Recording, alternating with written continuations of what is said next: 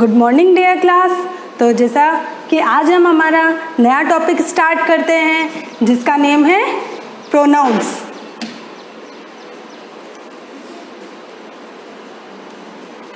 Dear students, जैसा कि हमने हिंदी की आपने बुक में भी पढ़ा हुआ होगा, प्रोनाउंस दैट मीन्स नाउन के प्लेस पे जो वर्ड हम यूज़ करते हैं उसको हम प्रोनाउन कहते हैं। जैसा कि नाउन नेमिंग वर्ड्स होते हैं तो उन नेमिंग वर्ड के प्लेस पे जो हम वर्ड रिप्लेस कर सकते हैं उस नेम के प्लेस पे, तो उसको हम प्रोनाउन कहते हैं। सो दैट अब देखते हैं हम कि ये इसकी डेफिनेशन क्या है और इसके टाइप्स कौन कौन से होते हैं। तो इस लेसन को पढ़ने के बाद में हमारा ये कॉन्सेप्ट क्लियर हो जाएगा कि प्रोनाउन क्या होते हैं, प्रोनाउन की डेफिनेशन क्या होती है और प्रोनाउन के टाइप्स कौन से होते हैं। तो ये सारा हमारा क्लियर हो जाएगा। सबसे पहले हम ये सेंटेंस रीड करते हैं, I helped Kishore but he didn't help me. अब देखिए इस सेंटेंसेस में आपको कौन कौन से वर्ड दिख रहे हैं, आई, ही, मी, ही। उसके बाद नेक्स्ट हमारा सेंटेंस देखते हैं, I wrote to my sister Ekta what should do. यहाँ पर इन वर्ड्स को देखिए, आई, माई, व्हाट। अब देखिए in this sentence he, I and she are pronouns. He is used for Kishore, she is used for Ekta. These are pronouns. तो इन sentences को study करने के बाद आपके माइंड में एक चीज़ क्लियर हो जाएगी कि देखिए नेम के प्लेस पे यहाँ पर किशोर है, किशोर के स्थान के प्लेस पे हमने इधर ही यूज़ किया है, तो ये भी किशोर के लिए ही यूज़ हुआ है ये, पर यहाँ पर किशोर नेम के प्लेस पर हमने ही यूज़ किया है, तो ये प्रोनाउन हुआ। इसी तरह से sister, my sister Ekta what should do, तो इसमें देखिए माई, ये भी प्रोनाउन हुआ। तो इस तरह से नाउन के प्लेस पे जो वर्ड हम यूज़ करते हैं उसको हम प्रोनाउंस बोलते हैं। देखिए एक बार इसकी डेफिनेशन देख लेते हैं हम अच्छी तरीके से। अ pronoun is a word used instead of a noun. जैसा कि मैंने आपको पहले बताया कि नाउन ऐसा वर्ड होता है जिसको हम, प्रोनाउन एक ऐसा वर्ड होता है जिसको हम नाउन के प्लेस पर रिप्लेस कर सकते हैं। The noun replaced by a pronoun is referred as the antecedent. देखिए ठीक है, अब हम इसका टाइप्स देखेंगे, वर्ड्स देखेंगे, तो आपके माइंड में ये सारा कॉन्सेप्ट क्लियर हो जाएगा कि प्रोनाउंस को हम कैसे यूज़ करते हैं, क्योंकि ये वर्ड्स आप यूज़ कर चुके हो, कर रहे हो, प्रीवियस क्लासेस से यूज़ कर रहे हो ये वर्ड्स, पर इनको प्रोनाउन किस किस कैटेगरी में आते हैं वो आपको ये टेबल देखने के बाद में क्लियर हो जाएगा। सो डियर स्टूडेंट्स, देखिए सबसे पहले फर्स्ट इसका रूल देखिए, pronouns are used as both subject and object in sentence.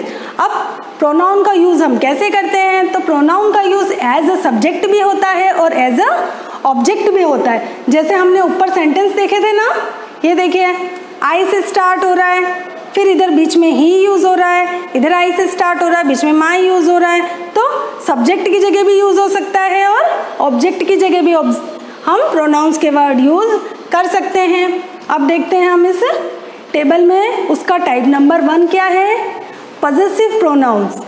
अब पजेसिव प्रोनाउंस जो इस प्रोनाउन का टाइप नंबर 1 हमने देखा है, उसको किस किस तरह से उनके वर्ड्स कौन से होते हैं और उनको हम कैसे यूज़ करते हैं, तो ये टेबल देख के हमको पता चल जाएगा। अब देखते हैं सब्जेक्ट, एज अ सब्जेक्ट हम कौन कौन से पजेसिव प्रोनाउंस के वर्ड यूज़ करते हैं। देखिए आई, यू, शी, ही, जब हम सेंटेंस स्टार्ट करते हैं उस सेंटेंस के अंदर हमारा जो सब्जेक्ट मीन्स एक्शन करने वाला है ना। जैसे आप कोई भी सेंटेंस बोलते हैं, she is working, he is doing, so that कि ये हम सेंटेंस स्टार्ट कर रहे हैं, हमारा सब्जेक्ट है वो, है ना, एक्शन करने वाला। तो उसकी जगह देखिए नेम ना लेकर और नेम के प्लेस पे ये कौन कौन से प्रोनाउंस वर्ड हम यूज़ करते हैं, I, you, she, he, it, we, they are used as a subject और प्रेडिकेट प्रोनाउंस। अब जैसा मैंने आपको अभी एग्जांपल्स देख के बताए और देख लीजिए हम, she is a teacher. Next देखिए, it was he who said that. अब नेक्स्ट देखिए, ये जो सारे वर्ड्स थे वो as a subject pronoun use होते हैं। उसके बाद देखिए एज अ ऑब्जेक्ट कौन से यूज करते हैं हम। अब ऑब्जेक्ट में जो जो इंक्लूड होंगे प्रोनाउन वर्ड्स वो कौन से होंगे? मी, जैसे आई का क्या चेंज होगा? मी। तो जो ऑब्जेक्ट प्रोनाउंस यूज होते हैं वो किसके अकॉर्डिंग होंगे? सब्जेक्ट के अकॉर्डिंग। तो वो आपको याद रखना है, सबसे मेन थिंग यही होती है इन प्रोनाउंस को यूज करने के लिए। ये ध्यान में होना चाहिए कि कौन से सब्जेक्ट का प्रोनाउन कौन सा होगा अगर हम उसको ऑब्जेक्ट में चेंज कर देंगे। जैसे आई का मी होता है, शी का हर, ही का हिम, दे का देम। सो ये आपको नॉलेज होना चाहिए। अब देख लेते हैं हम वर्ड्स इसके, me, you, him, her, them, us and it are used as indirect object, direct object और ऑब्जेक्ट ऑफ प्रीपोजिशन। तो आप सिंपली इसको इस तरह से ध्यान में रखिए कि हमको किस सब्जेक्ट का कौन सा प्रोनाउन ऑब्जेक्ट बनेगा। आई का मी, यू का यू, वो चेंज में नहीं आएगा। शी का हर, ही का हिम, दे का देम, वी का अस। तो ये आपको सिंपली ध्यान में रखना। अब देखिए इसके एग्जांपल्स भी देख लेते हैं यहाँ पे। She begged him a pie. Next देखते हैं, I can hardly see it, they are going with us. देखिए यहाँ पे अस यूज हुआ है, इट यूज हुआ है, हिम यूज हुआ है। तो ये सारे हमारे प्रोनाउन वर्ड्स हैं। अब देखिए पजेसिव प्रोनाउंस की कैटेगरी में कौन कौन से, जैसे पजेसिव का मीन होता है कि वो चीज़ हमारी है, वो शो करने के लिए हम कौन से वर्ड यूज़ करते हैं। जैसे this pen is mines, the class is ours. तो इस चीज़ में हम ऐसा शो करते हैं कि नहीं ये हमारा है ना। तो ऑनरशिप जो फीलिंग होती है ना वो इन वर्ड्स में मेनली दिखती है हमको। जैसे mine, yours, his, her, theirs, ours, its take place in possessive nouns. जैसे if this isn't ours it must be theirs. अगर वो हमारी नहीं है तो वो उनकी होगी। देखो इसमें पोजेशन दिख रहा है ना, ऑनरशिप दिख रही है कि किसी भी चीज़ पे अगर पोजेशन ऑनरशिप वाला अगर फीलिंग शो होती है तो वो पजेसिव प्रोनाउंस के वर्ड्स होते हैं। जैसा कि हमने ऊपर देख लिया, mine, yours, theirs, ours. And next is yours is much better than mine. तो ये सारे वर्ड्स पजेसिव प्रोनाउन के अंदर इंक्लूड करते हैं हम। अब नेक्स्ट हमारा टाइप हम देखते हैं demonstrative pronouns. Point out specific persons, animals, places, things और आइडियाज़। जैसा कि इस लाइन को रीड करने के बाद हमको पता चलता है कि डेमोन्स्ट्रेटिव प्रोनाउंस किसको पॉइंट आउट करता है? कोई स्पेसिफिक पर्सन होगा, प्लेस होगा, थिंग होगा, आइडिया और एनिमल्स। तो ये जो सारे नेम्स होते हैं वो इंक्लूड होंगे इसके अंदर, पर वो कोई स्पेसिफिक नेम होगा। जैसे देख लेते हैं हम इसके वर्ड्स कौन कौन से इंक्लूड होंगे। दिस, दैट, दीज, दोज, मतलब कि किसी स्पेसिफिक चीज़ को पॉइंट आउट कर रहे हैं वो सेंटेंस। तो हमको उस वर्ड के थ्रू ये समझ में आ जाएंगे। जैसे दैट इज़ माई बैग, तो माई बैग को पॉइंट आउट कर रहे हैं, तो ये दैट वर्ड जो हमारा होगा डेमोन्स्ट्रेटिव प्रोनाउन का वर्ड होगा। देखते हैं हम अब हमारा नेक्स्ट जो टाइप है वो है इंट्रोगेटिव प्रोनाउंस।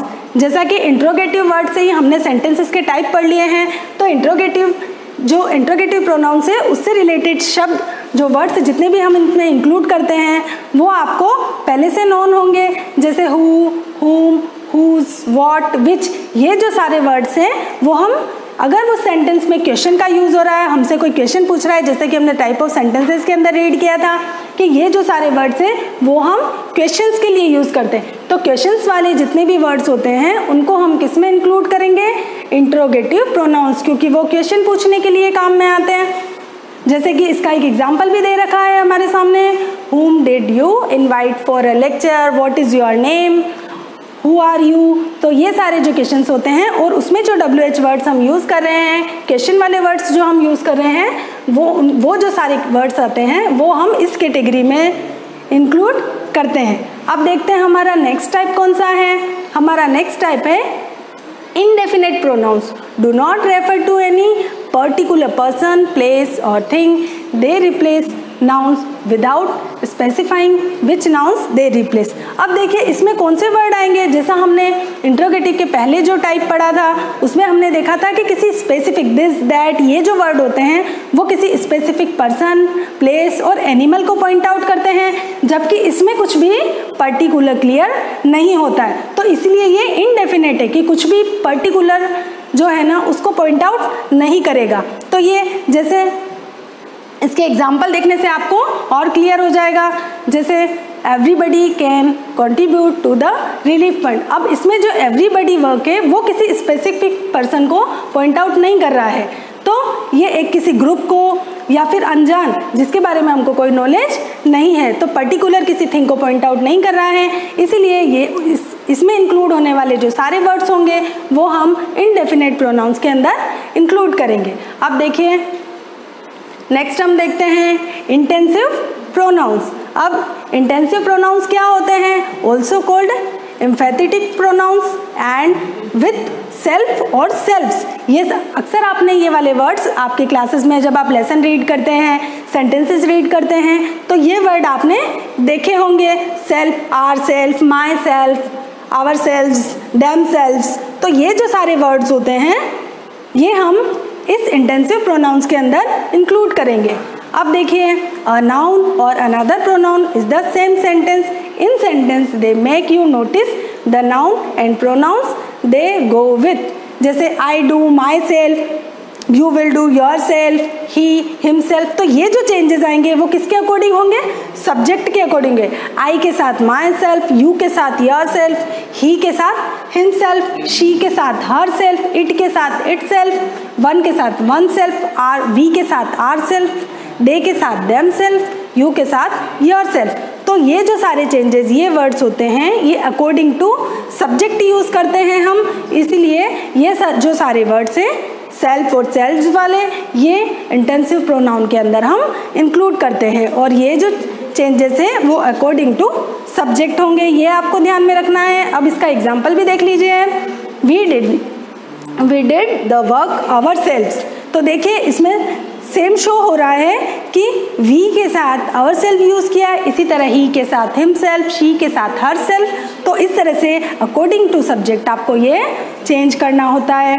अब देखिए नेक्स्ट हमारा टाइप हम देख लेते हैं, reflexive pronouns are the same as intensive pronoun but they don't intensify the point back to subject of the sentence. अब जैसे इसमें भी यही होगा कि वो प्रोनाउन के वर्ड्स कौन से होंगे जो सब्जेक्ट के अकॉर्डिंग होंगे, जैसा कि हमने ऊपर देखा है इसमें भी सेम चेंजेस होंगे, ही के साथ हिम सेल्फ और शी के साथ हर सेल्फ, वी के साथ आर सेल्फ, यू के साथ योर सेल्फ। तो ये जो सारे वर्ड्स होंगे वो हम रिफ्लेक्सिव प्रोनाउन के अंदर यूज़ करेंगे। ये और ये सिमिलर है दोनों के रूल्स, तो क्योंकि इसमें भी सब्जेक्ट के अकॉर्डिंग चेंज होगा और इसमें भी सब्जेक्ट के अकॉर्डिंग हम वर्ड चेंज करेंगे। अब देखते हैं नेक्स्ट हमारा है relative pronouns. Relative pronouns begin with a subordinate, it often introduce a relative clause in a sentence. Relative pronouns are who, whom, whose, whoever, whomever, which, whichever, that, what and whatever। अब जैसे आपको देख के तो ऐसा लग रहा होगा कि मैम आपने इंट्रोगेटिव प्रोनाउंस के अंदर भी यही वर्ड्स बताए थे और आप रिलेटिव प्रोनाउंस के अंदर भी सेम वर्ड है, तो हम इसमें डिफरेंस कैसे करेंगे? तो इजीली आप समझ पाओगे कि इंट्रोगेटिव जो प्रोनाउंस होंगे वो WH वर्ड से स्टार्ट होंगे और उसमें एक क्वेश्चन होगा, बट ये जो वर्ड्स सारे आप देख रहे हो वर्ड्स भले सिमिलर होंगे पर इनके यूजेस डिफरेंट है। ये आपको दो सेंटेंस को कनेक्ट करने के काम आएंगे, है ना। अगर दो सेंटेंस को कनेक्ट करने के लिए बीच में एज ए कनेक्टिव ये वर्ड्स यूज होंगे, तो वो सारे हम रिलेटिव प्रोनाउंस के अंदर यूज करेंगे। The book that you given to me and this is the person whose book is there. तो ये जो बीच में ये वर्ड्स जो सारे हो रहे हैं वो एज ए कनेक्टिव दो सेंटेंसेस को यूज करने के लिए बीच में यूज होंगे। तो इनमें और इन दोनों में ये मेनली डिफरेंस आपको ध्यान में रखना है, और ये जो सारे टाइप्स है आप इसको अच्छे से स्टडी कीजिए। आपके बुक के पीछे और रिलेटिव प्रोनाउंस के एग्जांपल्स हैं, मैं आपको एक बार रीड करके बता देती हूँ तो आपके माइंड में रिलेटिव प्रोनाउंस वाले एक बार माइंड में क्लियर हो जाएगा। देखिए इसके विच वाले सेंटेंस देखते हैं। The book which you gave me is interesting. अब देखिए इस सेंटेंस के अंदर which word as a connective use हो रहा है। अब देखते हैं नेक्स्ट वॉट वाला। She has found what she was working, and that वाला देखते हैं। He is the wisest man that ever lived. So और भी बहुत सारे सेंटेंस है एज एग्जाम्पल, आप उनको स्टडी करिए अच्छे से, तो आपके माइंड में ये सारा कॉन्सेप्ट क्लियर हो जाएगा। Thank you, have a great day.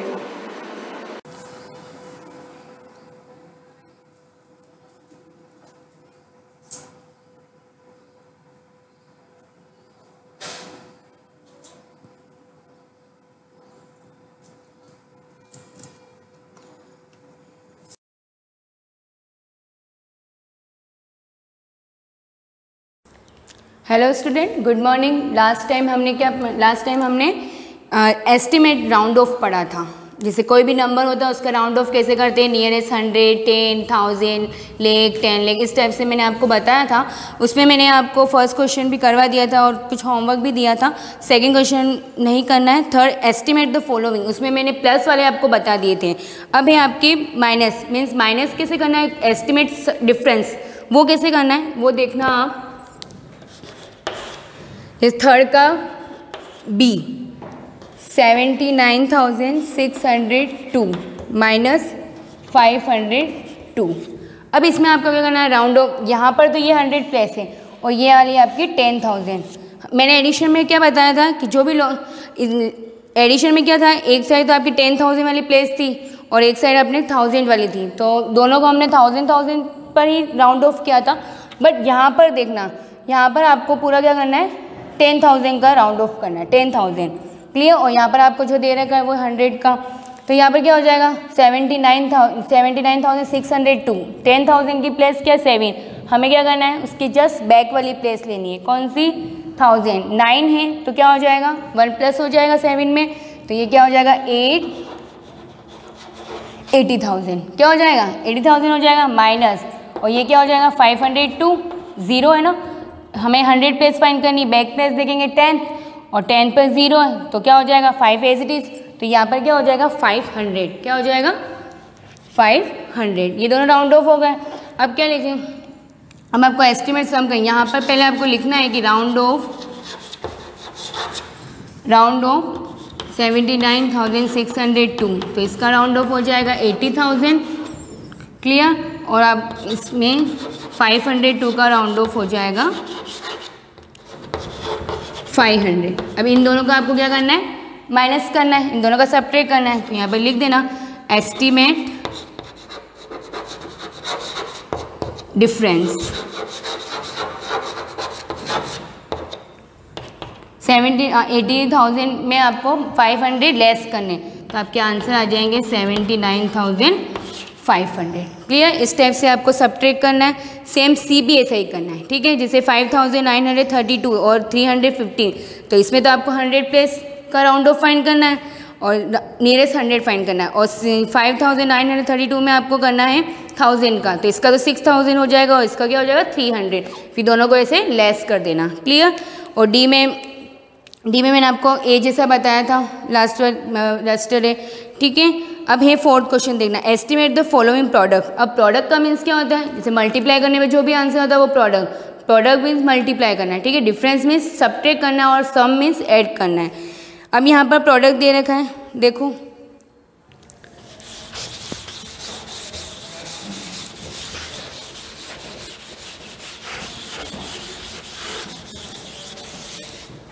Product में क्या होगा, जैसे ए क्वेश्चन देखना फोर्थ का 6,592 इंटू 523। अब यहाँ पर आपको क्या करना है, ये 100 का है तो यहाँ पर भी 100 प्लेस ले लेना आप। क्या लोगे आप 100 प्लेस, या फिर ऐसे करना ये पूरा एक साथ ले लो आप 6,592। अब इसका राउंड ऑफ क्या हो जाएगा, इसका राउंड ऑफ क्या हो जाएगा 6,592 7,000 कैसे हुआ, 1 10 100, यहाँ 5 है, हमें 1000 फाइंड करना है, तो 5 का क्या करेंगे हम 1 प्लस हो जाएगा तो 7000। ऐसे ही राउंड ऑफ हम फाइंड करेंगे 523 का। इसका राउंड ऑफ क्या हो जाएगा, 523 का राउंड ऑफ हमें यहाँ पर क्या फाइंड करना, राउंड ऑफ 2 है तो 1 प्लस नहीं होगा, तो ये हो जाएगा 500। अब इसका हमें क्या करना है, प्रोडक्ट करना है। प्रोडक्ट का मीन्स मल्टीप्लाई करना है ये, तो सो एस्टिमेट सम, एस्टिमेट प्रोडक्ट,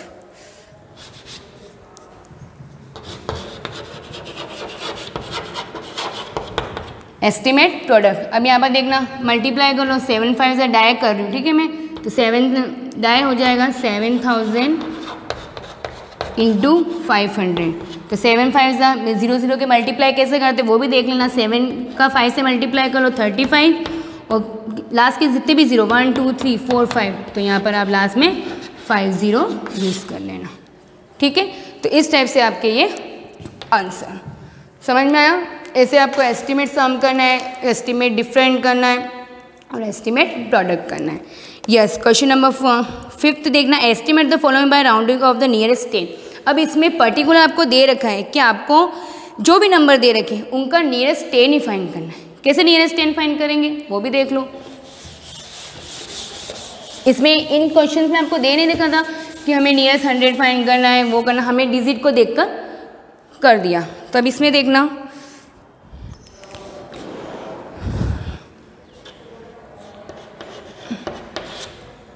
5, जैसे आपके ए वाला क्वेश्चन देख लो, 35,921 प्लस 233 और 456। अब इन तीनों का राउंड ऑफ, वो भी 10 प्लस फाइंड करनी। क्या फाइंड करनी, लिख रखा है नियरेस्ट 10। तो सबसे फर्स्ट राउंड ऑफ क्या हो जाएगा, राउंड ऑफ करना है। अब इसका राउंड ऑफ करना है आपको 35,921। अब राउंड ऑफ 10 प्लेस फाइंड करना है। इसका मीन्स हमें 1 प्लेस देखनी है। क्या देखनी है, 1। अब 1 पर 1 प्लेस देखनी, 1 पे 1 ही है, तो इसका मीन्स प्लस नहीं होगा, तो इसका डायरेक्ट क्या हो जाएगा 35,920। क्लियर। अब नेक्स्ट राउंड ऑफ करेंगे तो नेक्स्ट राउंड ऑफ क्या हो जाएगा 233 का। इसका भी आपको क्या करना है, 10 प्लेस फाइंड करनी, हमें 1 प्लेस पे देखना है, 3 दे रखा है, तो 1 प्लस नहीं होगा, नो, तो ये हो जाएगा 230। ऐसे same as it is round off 456। अब इसका क्या दे रखा है 6, हमें नियरेस्ट 10 फाइंड करना है, तो 6 दे रखा है, तो 6 से तो यहाँ पर क्या हो जाएगा 1 प्लस हो जाएगा, तो यहाँ पर क्या हो जाएगा 460। क्लियर, 56 का 60 हो जाएगा। अब इन तीनों को क्या कर देंगे, सम कर देंगे, लिख देंगे देयरफॉर एस्टिमेट सम, एस्टिमेट सम। तो इन तीनों को आपको क्या करना है, प्लस कर देना है। क्लियर, इस टाइप से प्लस कर दो भले आप। 0 6 और 3 9, 9 और 2 11, 1 कैरी 10, 10 और 2 12, 12 और 4 16, 1। क्लियर, 36,610, ये इसका एस्टिमेट सम आ गया। इस टाइप से आपको जो भी रिमेनिंग क्वेश्चन है वो आप करना। इसमें जैसे 5th वाले क्वेश्चन में एक तो आप सी कर लेना माइनस वाला, ठीक है।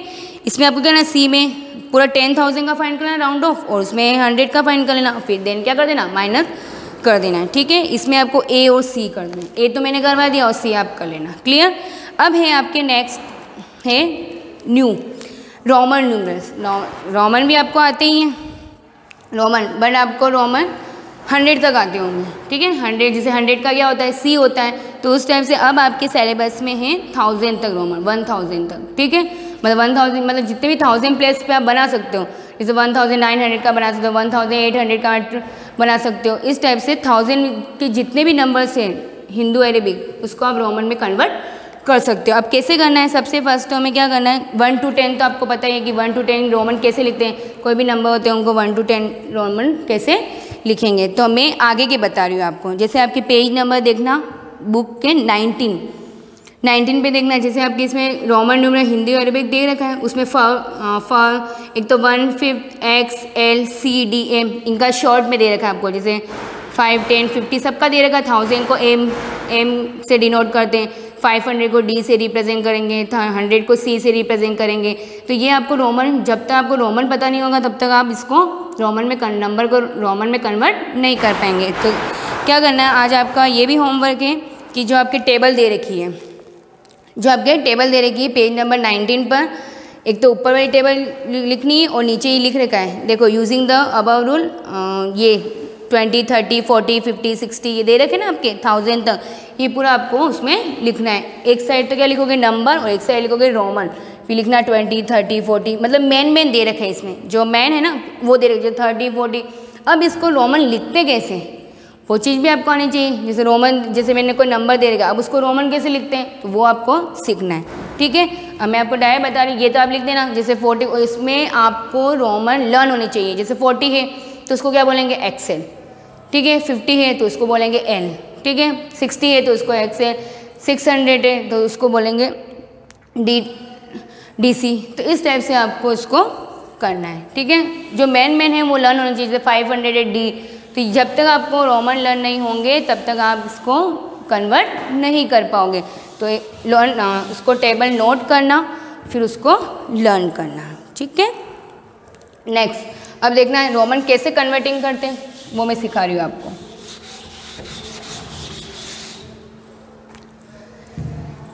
इस रोमन में कन्वर्ट करना है, कन्वर्ट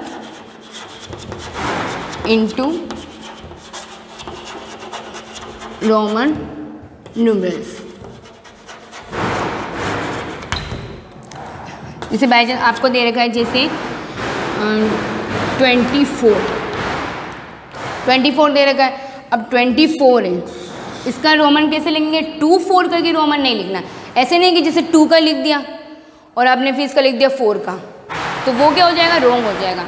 आपको इसको कैसे लिखना है, 24, जैसे आप उसको रीड कर रहे हो तो वैसे ही लिखना है 24। सबसे पहले जैसे आपने इसको रीड किया 24, तो पहले हम 20 का लिखेंगे फिर 4 का लिखेंगे।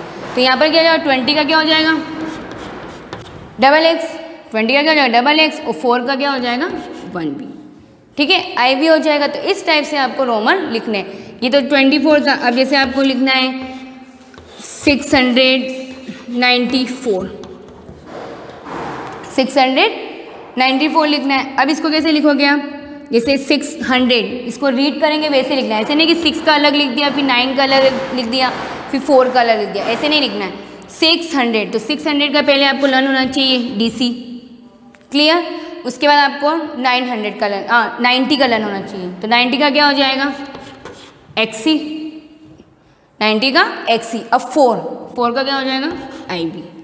तो इस टाइप से आपको, जैसे आप रीड कर रहे हो उस नंबर को, उस टाइप से आपको रोमन इसको लिखना है। अलग अलग करके रोमन नहीं लिखना है कि पहले 6 का लिख दिया, फिर 9 का लिख दिया, 4 का, तो फिर 600 में फिर इनका फिर इनकी कोई मतलब नहीं रहेगा लर्न करने को।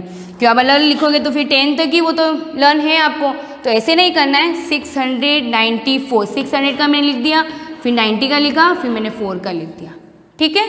तो इस टाइप से आपको कन्वर्टिंग करनी है। तो आज जितने भी 1.6 में आपके सेकंड क्वेश्चन है, सेकंड और थर्ड, उसमें जितने भी आपको रोमन में कन्वर्ट करना, और अगर ये दे रखा हो तो उसको इसमें हिंदू अरेबिक में कैसे कन्वर्ट करेंगे, तो वो दोनों क्वेश्चन आपको करने, क्लियर। आपको नेक्स्ट, अब आपके ये फिनिश भी हो गई exercise, new chapter new class में पढ़ेंगे। Thank you.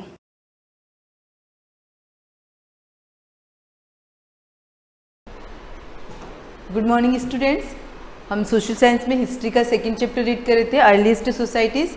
इसमें मैंने आपको अर्लीस्ट सोसाइटीज़ के बारे में बताया था, और उसमें हमने ये सीखा था कि किस किस प्रकार से लोग पहले अपना जीवन यापन करते थे, कैव ड्वेलर, नॉमैड्स, ये सारी चीज़ें हमने लास्ट वीडियोज़ में देख ली थी। अब हमने जो स्टार्ट किया था, इसमें स्टार्ट किया था स्टोन एज। स्टोन एज को भी वापस से 3 पीरियड्स में डिवाइड कर रखा था, पैलोलिथिक, मेसोलिथिक और नियोलिथिक। इसकी भी मैंने आपको बताया था पूरा पाषाण युग, मध्य पाषाण युग और नवपाषाण युग। इसके अंदर भी फर्स्ट पॉइंट अपन पढ़ रहे थे पैलोलिथिक एज, इसके अंदर कैसे लोग रहते थे, किस प्रकार ग्रुप में रहते थे, ये चीज़ हमने पढ़ी थी। ये इनकम्प्लीट टॉपिक था अपना, इसी से हम आगे कंटिन्यू करते हैं। Early humans lived in group of around 60 to 80 members. अब ये बात अपने पहले क्लियर हो गई थी कि आदि मानव जो थे, शुरुआती जो मनुष्य थे, वो लोग क्या करते थे, ग्रुप में रहते थे। ग्रुप में क्यों रहते थे? क्योंकि वो शिकार करने जाते थे, कहीं पर भी जाते थे तो अकेले नहीं जाते थे। अब यहाँ पर क्या दे रखा है, कितने लोग साथ में रहते थे? वो 60 to 80 मेंबर्स, इतने लोगों का ग्रुप उनका एक साथ बना हुआ रहता था। This group were also called band. इनके ग्रुप को क्या कहा जाता है? बैंड। जैसे अभी नॉर्मल सा हम लोग देखते हैं, हमारे यहाँ पर जो बैंड बाजे बजते हैं तो वहाँ पर लोगों के ग्रुप का नाम क्या दे रखा? बैंड। और उस बैंड की क्या विशेषता होती है कि आप कभी भी जब देखते हो किसी भी शादी में, किसी भी प्रोग्राम में जब बैंड वाले आते हैं, उनकी सभी की ड्रेसेस एक जैसी होती है, यानी कि पर्टिकुलर उस बैंड को एक नाम दे रखा होता है। बैंड यानी कि उन लोगों का वो ग्रुप है और उनके कपड़े सारे एक जैसे होते हैं और वो वही काम करते हैं। यानी कि उनके ग्रुप में क्या काम है, बैंड वाले क्या करेंगे, म्यूजिक बजाना, जो भी उनका सिस्टम होता है उसके अकॉर्डिंग। तो यहाँ पर भी क्या दे रखा है, this group were also called band. इनका जो ग्रुप होता था उसको क्या कहा जाता था? बैंड कहा जाता था। As they were the first example of community life. क्या दे रखा है, यह सबसे बड़ा और सबसे पहला एग्जाम्पल है कम्युनिटी लाइफ। कम्युनिटी लाइफ का मतलब क्या होता है, समाज को किस प्रकार से बनाना है, कैसे लोगों को साथ रहना है, किस प्रकार से हम, किन कारणों से हम एक साथ रहते हैं, तो ये किसके अंदर आएगा? कम्युनिटी लाइफ के अंदर आएगा। Imbibing in humans a sense of sharing and cooperation. अब इम्बाइबिंग का मीन्स क्या होता है? सीखना। लोगों ने क्या सीखा? In human a sense of sharing, किस प्रकार से हम चीज़ों को बांटें, और कोऑपरेशन। कोऑपरेशन का मीन्स क्या होता है? सहयोग की भावना।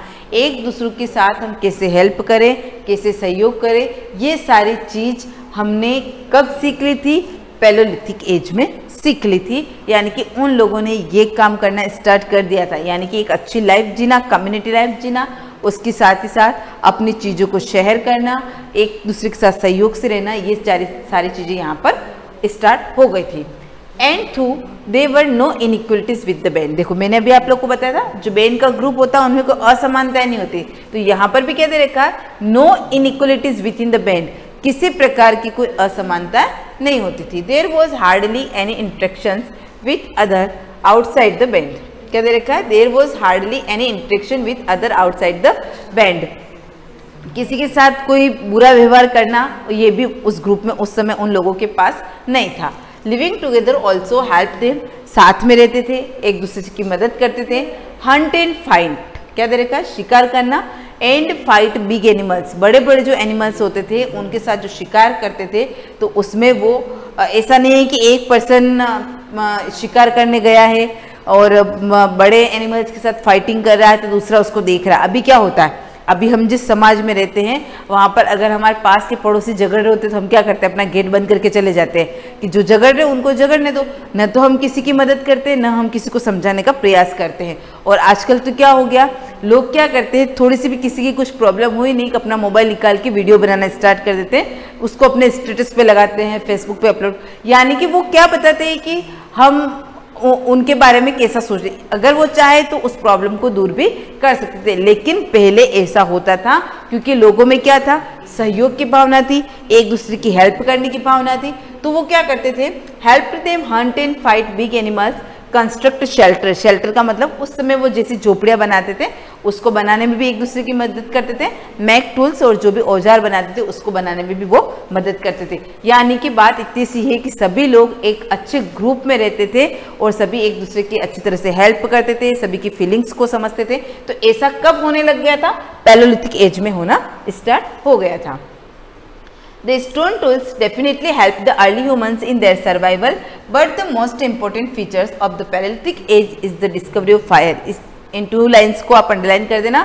मैंने स्टार्टिंग में बताया था पैलोलिथिक एज की सबसे बड़ी विशेषता जो हम कहेंगे, डिस्कवरी ऑफ फायर, आग का आविष्कार। यानी कि इससे पहले लोगों को नहीं पता था कि आग कैसे लगाई जाती है, कैसे खाने को पकाया जाता है, किस प्रकार से हम उसको लगा सकते हैं, कर सकते हैं, वो कोई भी टेक्निक नहीं जानते थे। लेकिन इस समय में पैलोलिथिक एज में लोगों के ब्रेन्स में ऐसी स्किल्स आने लग गई थी कि उन्होंने धीरे धीरे क्या कर दिया था? फायर को डिस्कवर कर दिया था, यानी कि आग का आविष्कार कर दिया था। अब इससे क्या हुआ? The stone tools definitely help the early humans their survival. Survival का मतलब उनका जीवन अब क्या हो गया था, थोड़ा थोड़ा आसान हो गया था। धीरे धीरे हम कोई काम सीखते थे, अब धीरे धीरे क्या हो गया था, आसान हो गया। But the most important feature, लेकिन सबसे इंपॉर्टेंट फीचर आपसे पूछा जाए, अगर आपसे कोई नॉर्मल भी क्वेश्चन करता है कि पैलेयोलिथिक डिस्कवरी ऑफ फायर, आग का आविष्कार कब हुआ, कौन से युग में हुआ, तो आप उसको आंसर देते हो पैलेयोलिथिक एज में आग का आविष्कार हो गया था। अब देखो उन्होंने आग का आविष्कार कैसे किया था, किस प्रकार उन्होंने खाने को पकाना सीखा था और उससे उन लोगों को क्या बेनिफिट्स हुए थे।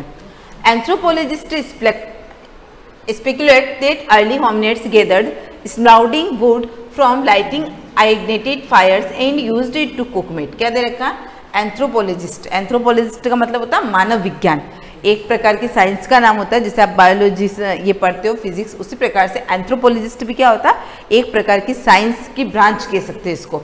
Anthropologist speculate that early hominids वही आदि मानव जो गैदर्ड समूह में स्प्राउटिंग का मतलब कह सकते हैं आप वुड, एक लकड़ी जो आग से चमकती हुई, यानी कि कह सकते हैं सुलगती हुई आग, जिसके ऊपर आग लगी हुई हो, दे रखा है लाइटिंग आइनिट, यानी कि चमकती हुई।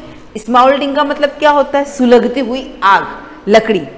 फ्रॉम फायर्स एंड यूज्ड, उसका यूज उन्होंने क्या किया था, किस लिए किया था, कुक मीट को पकाने के लिए।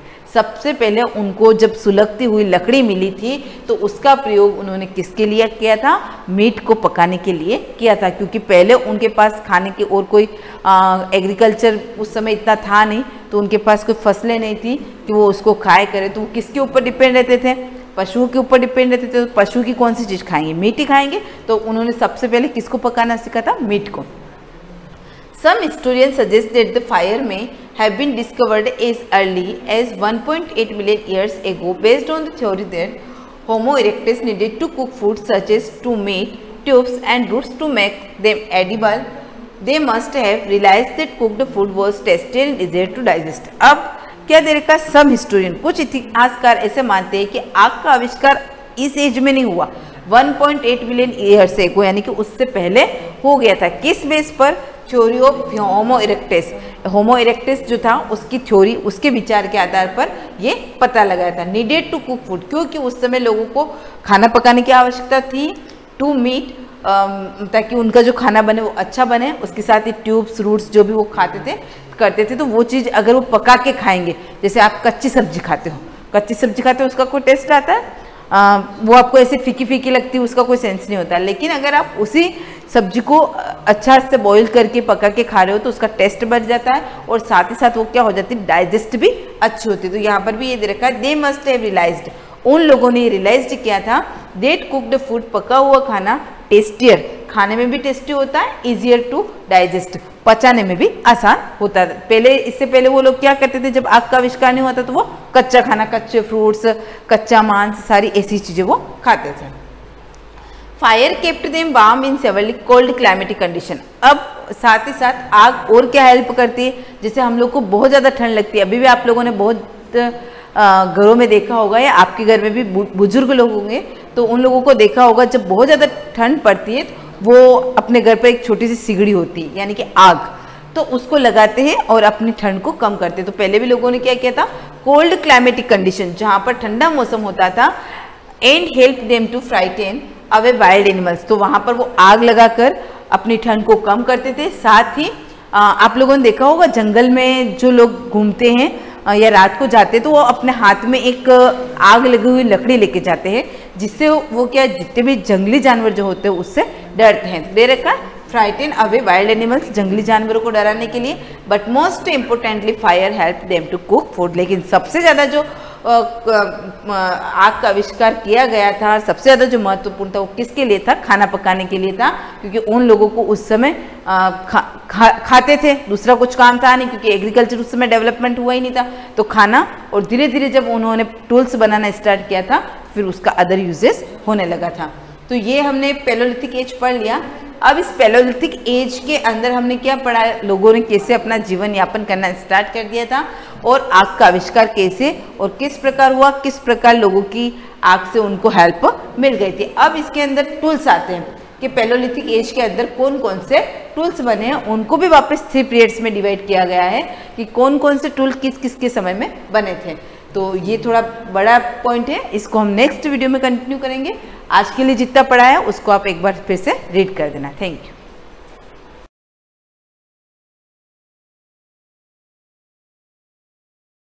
Good morning students. लेसन 2 चल रहा था हमारा, उसका पार्ट 4 कंटिन्यू करेंगे, कंपोनेंट्स ऑफ फूड।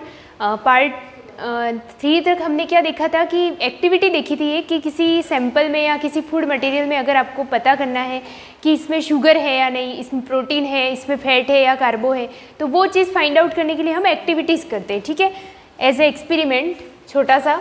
तो ये चीज़ मैंने यहाँ तक आपको पार्ट 3 में कंटिन्यू पढ़ाई दी थी। अब नेक्स्ट आगे करते हैं एक्टिविटी 2, जिसके बारे में दे रखा है ये क्या है, ये शुगर। आप अपनी बुक में से भी देख सकते हो, शुगर इन फूड सैंपल। अगर आपको पता करना है कि आपने जो फूड लिया है उसमें शुगर है या नहीं, आपको पता नहीं है, आपको अननोन किसी ऐसी चीज़ दी है जिसमें आपको पता करना है कि इसमें शुगर है या नहीं, बताओ, आपको टेस्ट नहीं करना है, ठीक है। तो आप कैसे एक्टिविटी से शो कर सकते हो? प्रोसीजर है इसका, crush the given food material and extract it with 1-2 ml of water to it, then add 2-3 drops of Benedict solution. ये चीज़ है, ये याद रखना। आपको क्वेश्चन में ये पूछा जा सकता है कि अगर आपको किसी सैंपल में शुगर को फाइंड आउट करना है तो शुगर का पता लगाने के लिए आपको क्या मटेरियल में क्या चीज़ दी जाती है, तो वो है बेनेडिक्ट सॉल्यूशन। आप ये याद रखना कि बेनेडिक्ट सॉल्यूशन वाली चीज़ से आपको शुगर टेस्ट करना ईजी रह जाता है। तो बेनेडिक्ट सॉल्यूशन को क्या करेंगे, सबसे पहले कोई फूड एक्सट्रैक्ट लिया, यानी फूड सैंपल लिया, उसको क्रश किया, देन क्रश करने के बाद उसके ऊपर 2 ml वाटर की ड्रॉप डाल दी, उसके ऊपर 2 to 3 ड्रॉप आपको किसकी डालनी है, बेनेडिक्ट सॉल्यूशन। तो ये अंडरलाइन करना कि शुगर सैंपल को शुगर के किसी सैंपल में से शुगर को टेस्ट करना है तो हम कौन से सॉल्यूशन का यूज़ करते हैं, तो वो है बेनेडिक्ट सॉल्यूशन। एंड हीट, उसको गर्म करो।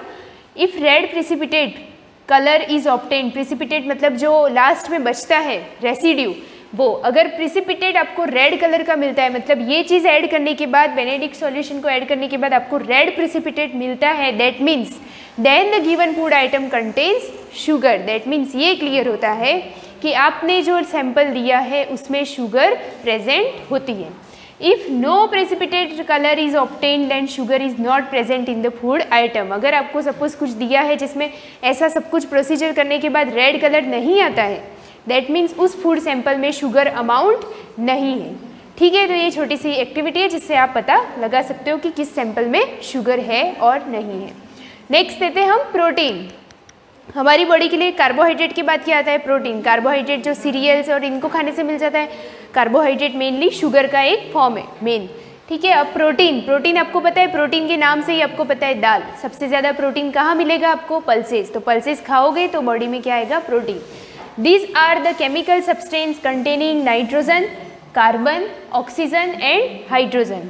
कौन कौन सी चीज़ें प्रोटीन में आप क्या लिखोगे, nitrogen, carbon, oxygen and hydrogen. तो फर्स्ट पॉइंट आपका बन गया कि प्रोटीन में 3 चीज़ें होती है, nitro, carbo, oxygen and hydrogen, ठीक है।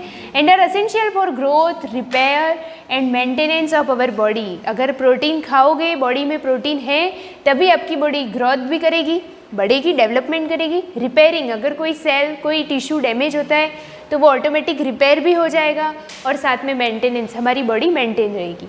सम common foods rich in protein include pulses, beans, nuts, milk, cheese, eggs, fish etcetera. ये सारी चीज़ें जो क्या है प्रोटीन के सोर्सेज हैं, इनको खाने से आपको क्या मिलेगा, प्रोटीन।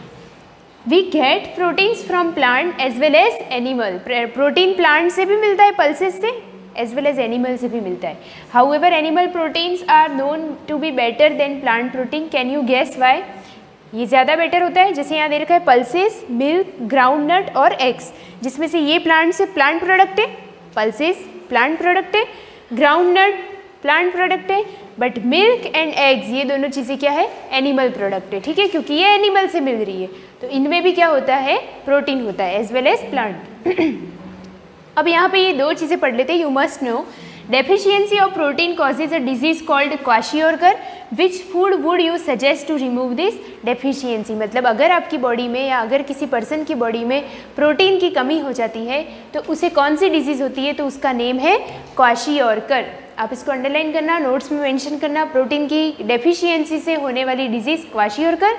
और आपको अगर इस डिजीज़ से बचना है तो आपको प्रोटीन वाली जो चीज़ें होती है, प्रोटीन वाला जो सब्सटेंस मटेरियल होता है, फूड मटेरियल, वो आपको खाना चाहिए, तो ये डेफिशिएंसी डिजीज़ आपको नहीं होगी। नेक्स्ट यहाँ पे दे रखा है, do you know our hair and nails are made up of protein. शायद आपको पता भी होगा पहले से कि नेल्स और हेयर हमारे प्रोटीन से बने होते हैं। Wool and silk are also protein but this are not edible protein. Silk और कौन सा दे रखा है यहाँ पे, वुल, वो भी क्या है, उन एनिमल्स का प्रोटीन पार्ट है, पर वो हमारे खाने योग्य नहीं होता, पर वो भी है क्या, प्रोटीन। अब हमारे हेयर और हमारे नेल्स वो भी किससे बने, प्रोटीन, पर उनको हम खा नहीं सकते, ठीक है। ऐसा नहीं कि उनमें प्रोटीन है तो हम उसी को खा रहे। आगे हम कंटिन्यू करते हैं, next page. Proteins are known to form haemoglobin, ये वर्ड आया, हीमोग्लोबिन को HGP लिखते हैं शॉर्ट में, which carries oxygen from one part to the body to another. They also help in creating antibodies. यहाँ पे 2-3 वर्ड्स नए आए, सबको मेंशन करके लिखना नोट्स में। हीमोग्लोबिन क्या है, तो haemoglobin is a red pigment of our blood. हमारे रेड ब्लड सेल RBC में एक पिगमेंट होता है जिसका नेम है हीमोग्लोबिन। इसी की वजह से ब्लड रेड होता है और इसी की वजह से हम जो O2 लेते हैं वो पूरी बॉडी में ट्रांसफ़र होती है। मतलब ये कि हीमोग्लोबिन जो होता है वो O2 को साथ लेके पूरी बॉडी में घुमा देता है। अब है oxygen from one part to the body to another. हमारी जो ऑक्सीजन लिखी है ना, मैंने बताया, मैंने जो बताया आपको वो यहाँ लिखा हुआ है कि हमारा हीमोग्लोबिन ऑक्सीजन को वन पार्ट से अदर पार्ट में पूरी बॉडी में कौन घुमाता है, haemoglobin.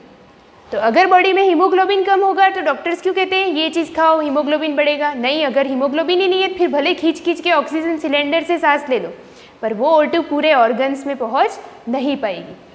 They also help in creating antibodies. कौन, हमारी प्रोटीन जो होती है वो जिसको हीमोग्लोबिन बोलते हैं, ये हमारी बॉडी में एक चीज़ और बनाती है और वो होता है एंटीबॉडीज़। एंटीबॉडीज़ तो पता है, आजकल इम्यूनिटी वर्ड बहुत सुन रहे हो आप, इम्यूनिटी में से रिलेटेड होता है एंटीबॉडी। आपकी बॉडी में फॉरेन पार्टिकल या एंटीजन कोई बाहर से आ जाता है तो उसको आप ख़त्म करने के लिए आपकी बॉडी सेल्फ एंटीबॉडी बनाती है। एक सेल होती है WBC, वाइट ब्लड सेल, जो आपको बाहर से आने वाली डिजीज़ से बचाती है। एज वेल एज एंटीबॉडी वो चीज़ है, अगर आपकी बॉडी में वायरस या बैक्टीरिया बाहर से आ जाता है तो कभी आप बीमार होते हो बट कभी नहीं होते हो, तो नहीं होते हो उसका रीज़न एंटीबॉडी है। वो उस फॉरेन पार्टिकल यानी बाहर से आने वाले एंटीजन को वो उसके साथ जुड़ जाता है और उसके इफेक्ट को ख़त्म कर देता है, उसको बोलते हैं एंटीबॉडी। तो प्रोटीन होगा तो एंटीबॉडी बनेंगे और आप डिजीज़ से बचे हुए रहोगे। In the body which fight infection and protect the body from disease. वही लाइन जो मैंने पहले से बोल दी वही लिखा है इसने कि इस तरह से आप किसी भी डिजीज़ से बच सकते हो। अब यहाँ पे क्या है, प्रोटीन टेस्ट। एक एक्टिविटी से प्रोटीन को कैसे प्रेजेंस, किसी फूड मटेरियल दे दिया आपको और पता लगाओ कि इसमें प्रोटीन है कि नहीं, तो वो चीज़ पता करनी है ना। तो आप क्या सैंपल लोगे, आप क्या एक्टिविटी शो करोगे, take some food item in crush it और ग्राइंड इट। या तो आप सैंपल को क्रश कर दो या पीस लो। Put small quantity of food in the test tube and add 10 drop of water. पानी मिला दिया उसमें। Now add 2 drops of copper sulphate. अब वहाँ पे लिखना, शुगर को टेस्ट करने के लिए मैंने बताया बेनेडिक्ट सॉल्यूशन लेते हैं। क्वेश्चन ये बनते हैं एक्टिविटी में से, ये क्वेश्चन बनता है कि शुगर को टेस्ट करना है, शुगर सैंपल टेस्ट करना है, तो आप क्या लोगे, तो बेनेडिक्ट सॉल्यूशन। यहाँ पे जैसे आया प्रोटीन को टेस्ट करना है तो आपको क्या लेना पड़ेगा, आपको लेना पड़ेगा ये CuSO4 सॉल्यूशन, कॉपर सल्फेट का सॉल्यूशन लेना पड़ेगा, जिसकी हेल्प से आप बता सकते हो कि किसमें प्रोटीन है और किसमें नहीं है। And 10 drops of caustic soda solution to it. उसके अलावा ये चीज़ भी लेनी पड़ेगी आपको। तो आप ये लाइन मेनली लिखना, नोट्स में आपको एक्टिविटी नहीं लिखनी है, आपको ये काम की बात लिखनी है कि क्या चाहिए आपको। शेक इट वेल, अच्छे से दोनों चीज़ों को मिला के उस सैंपल में से सारी चीज़ों को एक साथ शेक कर दो। व्हाट डू यू ऑब्जर्व, आपको क्या पता चलेगा, after some time violet colour appears which indicates the presence of protein. अगर वॉयलेट कलर आता है इस सैंपल का दैट मीन्स इसमें प्रोटीन है, और अगर वॉयलेट कलर नहीं आया दैट मीन्स उसमें प्रोटीन नहीं है। ठीक है, अब फैट को पढ़ा देते हैं, उसके बाद ये ख़त्म करते हैं क्लास को। Fats to provide us energy, हमको फैट से भी क्या मिलती है, एनर्जी मिलती है। कार्बोहाइड्रेट से भी एनर्जी मिल रही थी, फैट से भी एनर्जी मिल रही थी, इसलिए कार्बो और फैट को हम क्या बोलते हैं, एनर्जी गिविंग फूड। और जो वो होता है मिनरल्स, विटामिन और जो मिनरल्स होते हैं वो होता है प्रोटेक्टिव फूड। और प्रोटीन जो होता है वो होता है बॉडी बिल्डिंग, इसलिए इसको बोलेंगे energy giving food. There are two type, saturated and unsaturated. दो टाइप की फैट होती है।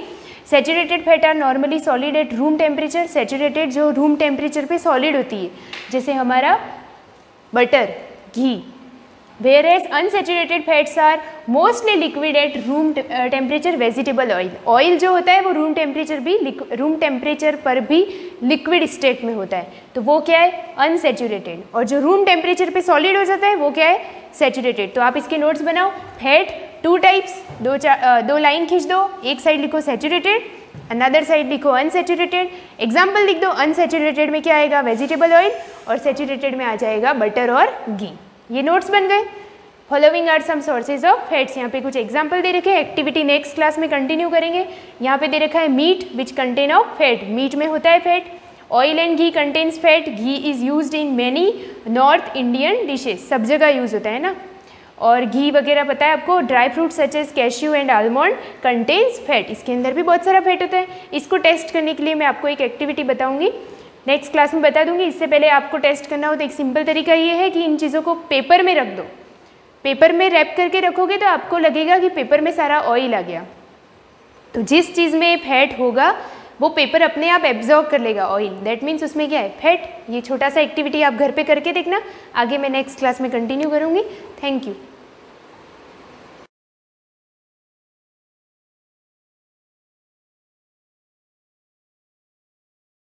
Good morning students.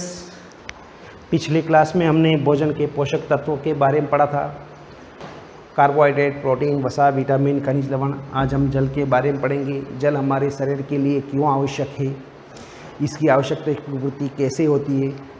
जल भोजन में उपस्थित पोषकों को अवशोषित करने में सहायता करता है। भोजन में जो पोषक तत्व होते हैं उसको अवशोषित करने का कार्य करता है। कुछ अपशिष्ट पदार्थ जैसे मूत्र और पसीने को शरीर से बाहर निकालने में भी सहायता करता है।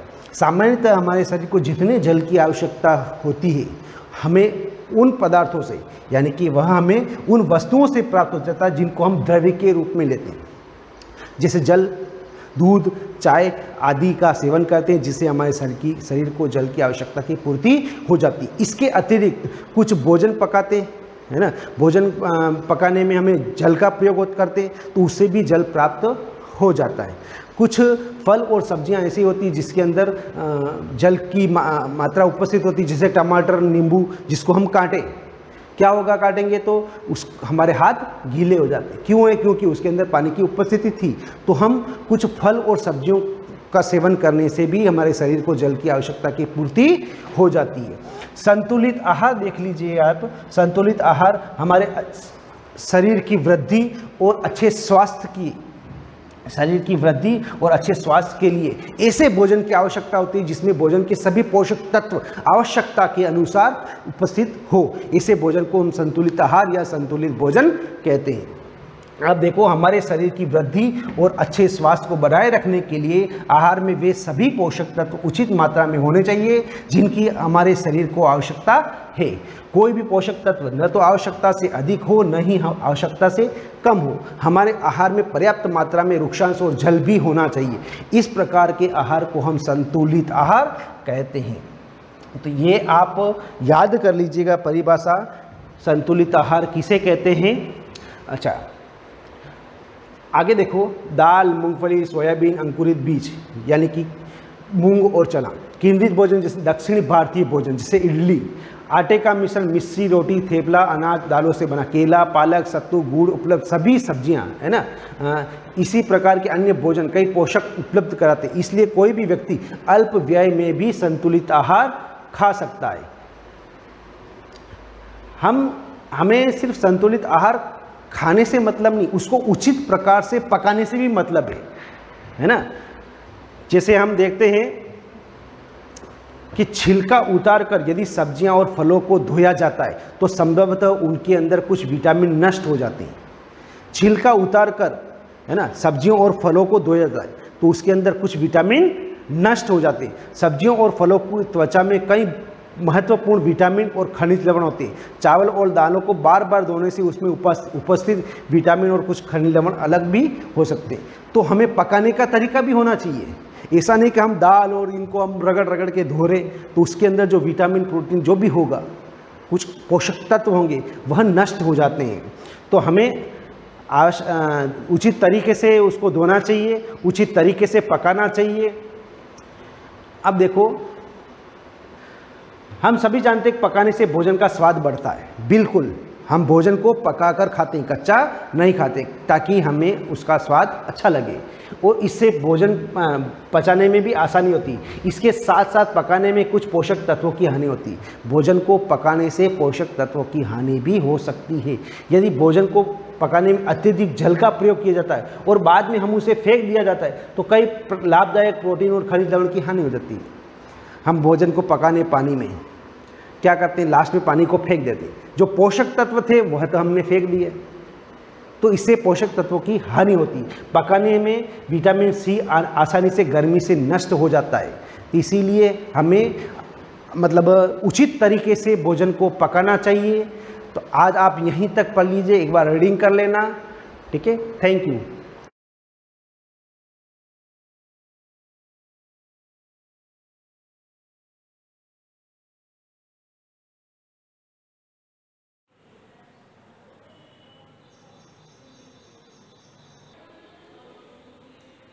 Good morning class. कल अपन ने बात की थी प्रश्नावली 1.2 का सवाल नंबर दूसरा जो मैंने कल किया था। अब बात करते हैं सवाल नंबर 5वां। तीसरा चौथा आप करने की कोशिश करना, बिल्कुल सिंपल है। सवाल नंबर 5वां देखना। अंकों 6, 2, 7, 4 और 3 में से प्रत्येक का केवल एक बार प्रयोग करते हुए 5 अंकों की बनाई जा सकने वाली सबसे बड़ी तथा सबसे छोटी संख्याओं का अंतर ज्ञात करना है। ये आपको 5 अंक दे रहे हैं। पहला अंक दे रखा है 6, फिर 2, फिर दे रखा है 7, फिर दे रखा है 4 और फिर दे रखा है 3। इन सभी अंकों को मिलाकर आपको क्या करना है, सबसे बड़ी संख्या बनानी है और फिर सबसे छोटी संख्या बनानी है। इन दोनों संख्याओं के बीच में अंतर ज्ञात करना है, ठीक है। सबसे पहले में इन सबको मिलाकर के सबसे बड़ी संख्या बनानी है, यानी हमेशा ध्यान रखना है कि सबसे बड़ा अंक पहले आना चाहिए। तो देखो मैं सबसे बड़ी संख्या बना रहा हूं, इसके अंदर सबसे बड़ी संख्या लिखना चाहिए। सबसे बड़ी संख्या बना रहा हूं, इसके अंदर सबसे बड़ा अंक क्या है, पहले 7 है, तो 7, फिर क्या है 6, ये 6, फिर क्या है 4, ये 4, फिर क्या है 3 और फिर 2। ये क्या है, सबसे बड़ी संख्या। अब मैं इसी गणित में आगे सबसे छोटी संख्या बना रहा हूं। सबसे छोटी संख्या के लिए क्या करना पड़ेगा, सबसे छोटी संख्या पहले लिखनी पड़ेगी आपको। जैसे सबसे बड़ी संख्या के लिए सबसे बड़ी संख्या पहले लिखी, इस तरह से सबसे छोटी संख्या के लिए सबसे छोटी संख्या पहले लिखनी पड़ेगी। तो 2, 3, 4, 6 और 7, ये क्या है, सबसे छोटी संख्या। अब सवाल क्या कह रहा है कि सबसे बड़ी संख्या तथा सबसे छोटी संख्या के मध्य अंतर का मतलब होता है, कल मैंने बताया था, अंतर का मतलब होता है घटाना। क्या होता है, घटाना। तो देखो मैं घटा रहा हूं, सबसे बड़ी और सबसे छोटी संख्या के मध्य अंतर बता रहा हूं। सबसे बड़ी संख्या क्या है, 7, 6, 4, 3, 2। 76,432 में से मुझे घटाने हैं 23,467, ठीक है। और इसका अंतर जो आएगा देखना, अगर आपको तकलीफ हो तो आप इधर से भी आराम से बाकी कर सकते हो। इससे क्या होगा, आपकी मिस्टेक नहीं होगी, बाकी की मिस्टेक नहीं होगी, ठीक है। ध्यान से लिखना, यहाँ से हाथ से लिख दोगे 12 में से 7 गए तो क्या हो जाएंगे 5, और यहाँ कितने बचे 2 में से 6 निकले, यहाँ से हाथ से लिख दोगे 12 में से 6 गए तो क्या है 6। यहाँ कितने बचे 3 में से 4 दिए जाते हैं, यहाँ से हाथ से लिख दोगे 13 में से 4 गए तो क्या है 9। यहाँ कितने बचे 5 में से 3 गए तो 2, और यहाँ 7 में से 2 गए तो 5। तो आपके पास आंसर आएगा 52,965। क्या आएगा, 52,965। सबसे बड़ी संख्या और सबसे छोटी संख्या के मध्य अंतर मिला अपने को, ठीक है। ये हो गया सवाल नंबर अपना दूसरा, 5वां सवाल। आगे चलते हैं।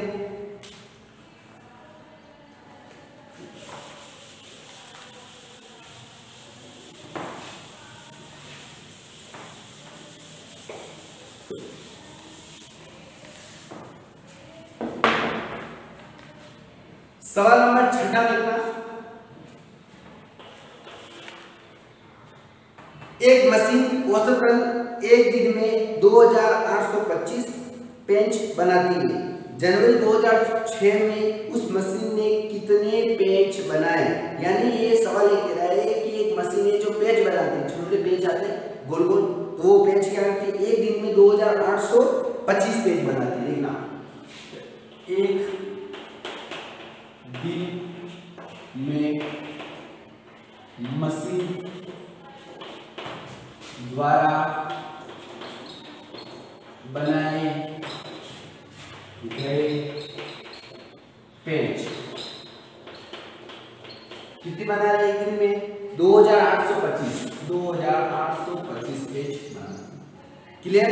आगे चलते हैं। अब जनवरी 2006 में उस मशीन ने कितने पेंच बनाए? आपको पता होना चाहिए जनवरी। अब देखो हर महीने में अलग अलग दिन होते हैं, किस महीने में 28 दिन होते हैं, किस महीने में 30 दिन होते हैं, किस महीने में 31 दिन होते हैं, ये आपको जानकारी होनी चाहिए। तो सबसे पहले मैं आपको बता रहा हूँ, इसको सीखने का एक तरीका है मेरे पास, वो ध्यान से देखना है। सबसे पहले आपने ये हाथ देखा होगा, हाथ के अंदर आपको मुट्ठी बनानी है। मुट्ठी बनाने के बाद आपको इन सबको देखना है। देखो ये जो ऊपर का हिस्सा दिख रहा है उसको क्या कहेंगे? जनवरी। ये हमेशा 31 का होता है, और जो अंदर वाला जो हिस्सा होता है वो हमेशा 30 का होता है। क्या होता है? 30। देखो पहला हिस्सा जो दिख रहा है ऊपर वाला उभरा हुआ हिस्सा वो 31 का होगा, जो दबा हुआ हिस्सा है वो आपका क्या होगा? 30 का। तो ये जनवरी, तो जनवरी उभरा हुआ हिस्सा है, तो जनवरी 31 का है। फिर फरवरी 28 भी हो सकती है, 29 भी हो सकती है। फिर मार्च वापिस 31 आएगा, फिर अप्रैल वापिस 30 आएगा। हमेशा ध्यान रखना। तो आपको जनवरी हमेशा क्या मिलेगी? 31 की। तो आपको यहाँ लिखा हुआ है कि जनवरी 2006 में मशीन द्वारा बनाए गए पेंच। ठीक है? अब देखना ध्यान से, आपको पता होना चाहिए एक दिन में मशीन द्वारा बनाए गए पेंच कितने? 2825 एक दिन में बनाए। तो जनवरी महीने में कितने दिन होते हैं? 31 दिन। तो 31 दिन में कितने पेंच बनाएंगे? 31 × 2825। ठीक है? अब थोड़ा सा इसको ध्यान रखना, आपको अगर गुणे में प्रॉब्लम हो तो मैंने आपको पहले ही बोला है साइड में जा करके आप आराम से गुणा कर सकते हो। इससे क्या होगा? आपका आंसर गलत नहीं रहेगा। ठीक है? देखो मैं गुणा करूंगा, 1 का गुणा 5 से करूंगा 5, 1 का गुणा 2 से करूंगा 2, 1 का गुणा 8 से करूंगा 8, 1 का गुणा 2 से करूंगा तो 2। फिर वापस मल्टीप्लाई लिखना है। फिर 3 का गुणा 5 से करूंगा 15, हासिल 1, 3 का गुणा 2 से करूंगा 3 × 6, 6 और 1 7। आगे देखो 8 का 3 का गुणा 8 से करूंगा क्या होगा? 24, 24 का 4 हासिल 2, 3 का गुणा 6 2 से करूंगा क्या आएगा? 6, 6 और 2 8। फिर इसको जोड़ो 5 7 15 हासिल 1, 3 और 4 7 और 8। तो क्या होगा? 87,575 पेज बनेंगे। कितने पेज बनेंगे? 87,575 पेज तैयार रहेंगे। ठीक है? ये तो गया सवाल नंबर आपका 6। आगे देखो इसी कड़ी में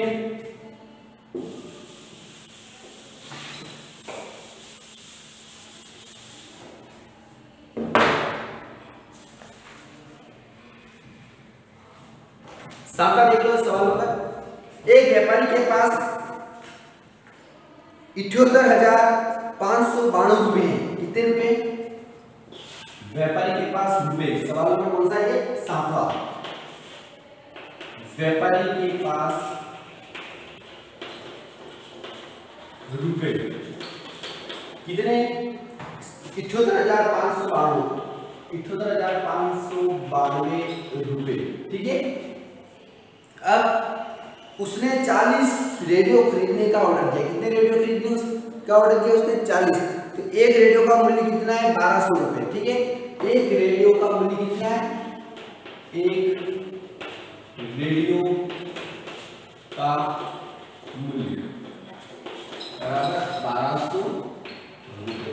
अब आपको पता होना चाहिए सवाल क्या कह रहा है कि 40 रेडियो का ऑर्डर उसने दिया है और प्रत्येक रेडियो का मूल्य 1200 रुपए है। तो इस खरीदारी के बाद उसके पास कितनी धनराशि शेष बची? यानी अभी व्यापारी के पास 78,592 है। उसके बाद वो क्या करता है? 40 रेडियो खरीदता है और 40 रेडियो एक रेडियो का मूल्य 1200 रुपए के हिसाब से 40 रेडियो खरीदता है, तो 40 रेडियो खरीदने के बाद उसके पास कितनी धनराशि शेष बचेगी। तो सबसे पहले अपन क्या करेंगे, एक रेडियो का मूल्य 1200 रुपए, तो पहले अपन क्या करेंगे 40 रेडियो का मूल्य निकाल लेंगे। क्या करते हैं देखो, तो 40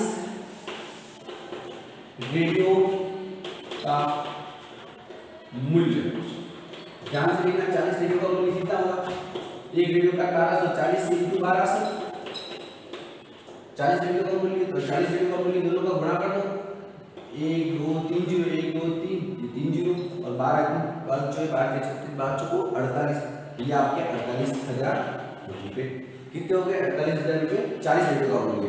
अब व्यापारी के पास कुल कितना आता है 71,592, उसने 40 रेडियो का मूल्य कितना दिया 48,000 रुपए दे दिए। अब उसके पास कितने बचे, तो शेष धन कितना बचेगा, टोटल कितने थे 78,592 में से आपको क्या करना है 48,000 घटा देना है। मैं घटा रहा हूं, देखो 2 में से 0 गए तो 2, 9 में से 0 गया तो 9, 5 में से 0 गया तो 5, अब आगे 8 में से 8 गया तो 0, आगे देखो 7 में से 4 गए तो 3, यानी उसके पास कितने बचे 30,592 रुपये उसके पास बचेंगे। ठीक है, नेक्स्ट क्लास अपन अगले दिन देखेंगे, आपको क्या करना है इसको लर्न करना है। ठीक है, थैंक यू।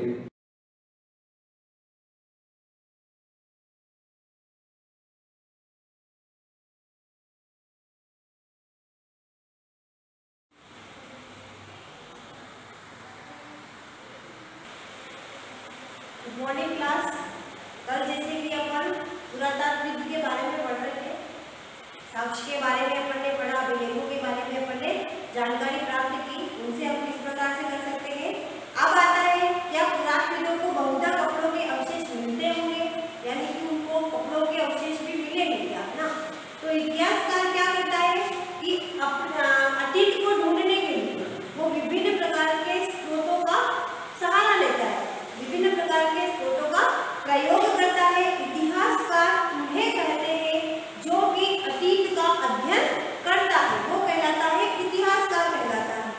स्रोत के प्राप्त होते ही अतीत के बारे में उसको यानी कि बारीकी से बारीकी जानकारी भी वो हासिल कर सकता है। जैसे कि क्योंकि इन स्रोतों की सहायता से हम धीरे धीरे अतीत का क्या करते हैं कि पुनः निर्माण कर सकते हैं ना।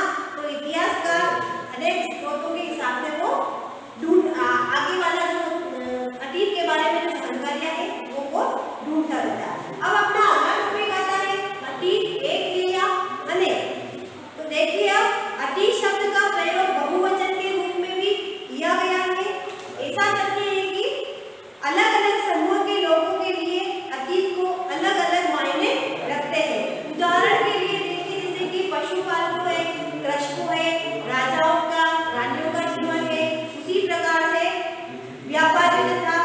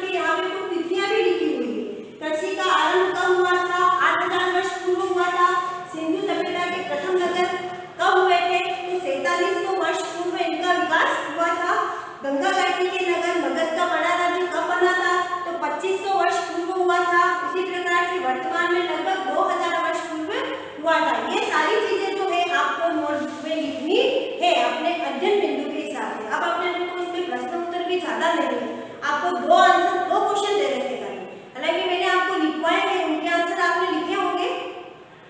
निम्नलिखित को सुमेलित कीजिए। जैसे कि नर्मदा घाटी है, इसको आपको सुमेलित करना है आखेट तथा संग्रहण से। मगध है, इसको सुमेलित करना है पहला बड़ा राज्य। गारो की पहाड़ियां है, आरंभिक कृषि, सिंधु तथा इसकी सहायक नदियां, प्रथम नगर, गंगा घाटी, लगभग 2500 वर्ष पूर्व के नगर। यह आपको सुमेलित करना है। और दूसरा प्रश्न आता है तुम्हारे पांडुलिपियों तथा अभिलेखों में एक प्रमुख अंतर बताइए। क्या अंतर है? ये मैंने आपको कम से कम 3 बार समझाया इस पाठ के अंदर। पांडुलिपियां क्या है? पांडुलिपि जो है इसके ताड़ के पत्तों के द्वारा बनाई गई पुस्तक में लिखी जाती है, या फिर हिमालय की तलहटियों के अंदर जो भूष नामक वृक्ष है उसकी छाल के ऊपर लिखा जाता है। और ये अभिलेख जो क्या है, किसी ठोस धातु के ऊपर है या फिर पत्थरों के ऊपर खोदा जाता है। ये इसके आंसर आपको अपनी कॉपी के अंदर लिखने हैं और वर्क आपको बराबर करना है। इसके बाद में तो जैसे आपके कोई प्रश्न जैसे अपने करने जैसे नहीं है, तो ये 2 प्रश्न आपको कॉपी में करना है। और जितना वर्क मैंने मुख्य बिंदु के लिए दिया है, अध्ययन बिंदु के लिए जो दिया है, उसको आपको अपनी नोटबुक में करना है। आज अपना ये लेसन यहीं पे पूरा हो गया है और अब अपन कल की क्लास में अपन अगले वाला लेसन लेंगे।